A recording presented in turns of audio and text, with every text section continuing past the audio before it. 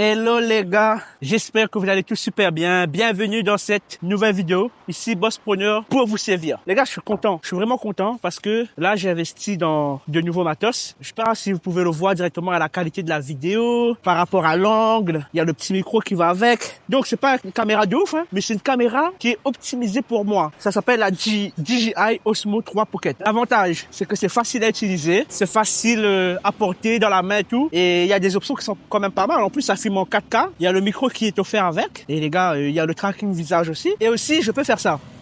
Je peux vous montrer directement ce qui se passe devant. Et même faire des petits zooms, comme vous pouvez voir. Donc là, je suis en train de marcher... de manière aléatoire dans Bangkok et c'était justement pour tester cette petite caméra. Et ce qui est bien, c'est que je commence à rentrer dans le moule de YouTube. Et au final, maintenant je me dis pourquoi en fait j'ai pris autant de temps avant de commencer.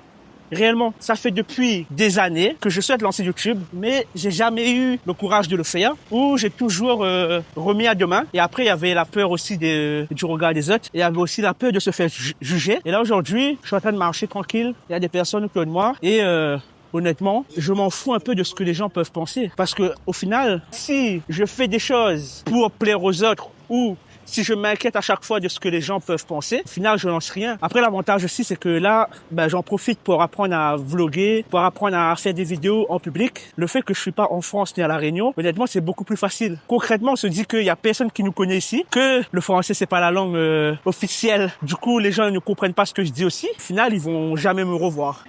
Je viens de prendre conscience, c'est que même en France ou à La Réunion, c'est pareil. C'est pas comme si je suis une personne connue. Je suis pas connu à La Réunion, je suis pas connu en métropole. Et donc, c'est pas comme si j'ai peur que les gens... En fait, j'ai peur que des gens qui me connaissent pas me jugent. Est-ce que vous êtes conscient de ça? On a peur que des gens qui nous connaissent pas nous jugent. Et après, bien sûr, on peut avoir peur de ce que peuvent penser nos familles. Mais après, à la rigueur, là-dessus, moi, j'ai jamais eu de problème. J'ai jamais eu peur de me dire, oui, imagine, je fais quelque chose, il y a ma famille qui va me critiquer, etc., etc. Honnêtement, on va dire que ça m'est égal un peu. Enfin, j'ai toujours fait ce que j'ai envie de faire, sans forcément prendre en compte les retours, ni demander même des retours auprès de ma famille. Donc là-dessus, il n'y a pas de problème. Je vais vous montrer un petit peu aussi ici les... Les gars, c'est juste impressionnant. Ici, les buildings, il y en a de partout. Bref, du coup là, on va parler un petit peu de la peur. Bien souvent, nous sommes ralentis dans nos projets parce que justement, nous avons peur. Peur de l'échec, peur de savoir ce que vont penser la famille. Et il y a même dans certains cas où les gens ont peur de la réussite. Il faut le dire parce que on n'en parle pas souvent, mais il y a des gens qui ont peur de la réussite. Ils se disent, oui, mais si j'ai trop de clients, comment je vais faire? Est-ce que je vais pouvoir gérer? Alors que pour le moment, ils sont à un stade dans leur business où on va dire que c'est pas la préoccupation principale, quoi. Pour les gens qui me connaissent ou qui me suivent un petit peu sur Instagram, moi, ça fait maintenant 3 ans que je suis libre financièrement et ça fait à peu près 1 an réellement que j'ai démarré le coaching. Et en coachant des gens, et en fait, c'est beaucoup plus flagrant. En fait, quand ça nous touche, on n'est pas forcément conscient. Enfin, on est conscient, mais vas-y, on se donne toujours des excuses. Mais quand on voit les autres, quand on fait du coaching et on voit les autres s'auto-saboter parce que ils ont peur, c'est là que j'ai pris conscience que la peur, en fait, ne mènera à rien. En fait, c'est normal d'avoir peur, c'est normal. C'est humain d'avoir peur. Mais, les gars, si vous êtes conscient à quel point ça nous sabote. Moi, par exemple, ça faisait longtemps que je voulais lancer mon business. Ça faisait longtemps que, comme je vous l'ai dit, je voulais lancer YouTube aussi. Et je l'avais jamais fait. Et au final, moi, je me suis réellement lancé dans le business. Une fois que j'avais perdu mon taf, on était en plein période Covid. Moi, je travaillais dans la restauration rapide. Donc, je travaillais au McDo. Quand j'étais en France, donc métropolitaine, je travaillais dans un restaurant kebab. Et du coup, il y a eu le Covid. J'ai perdu mon taf. Et je pouvais plus retrouver de travail parce qu'on était en plein période Covid. Du coup, moi, avec ma copine Wendy, on s'est dit, vas-y, maintenant, on va plus dépendre d'un patron et on a tout mis en œuvre pour ne plus dépendre d'un patron. Après, là, je fais vraiment un gros résumé. Bien sûr, il y a eu énormément de bas, mais les hauts qu'on a eu ont largement comblé ces bas qu'on a eu également.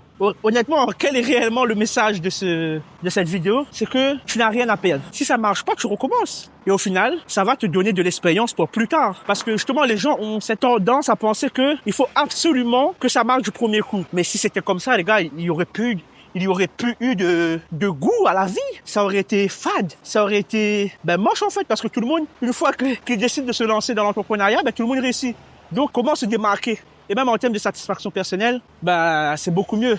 Et dis-toi en fait que quand tu te lances dans tes projets, dans ton business, etc., ça ne marche pas du premier coup, ben en fait, là, tu écris ton histoire. Parce que moi, je vois ça comme ça. Quand ça ne marche pas du premier coup, quand tu passes dans des épreuves, etc., il faut pas abandonner et se dire que non, c'est pas fait pour moi. Il faut juste te dire que là, actuellement, je suis en train d'écrire mon histoire. D'ailleurs, les gars, petit aparté, je vais vous montrer le restaurant pour les personnes qui connaissent de Théophile Hélier. Honnêtement, on a déjà mangé là-bas et c'est très bon. À chaque fois qu'on vient sur Bangkok, on mange là-bas. On a déjà invité des amis là-bas aussi, donc je vous recommande. Bref, en tout cas, voilà les gars. Moi aujourd'hui, je suis en train de marcher dans la rue, faire une vidéo YouTube sans me soucier de ce que les gens peuvent penser.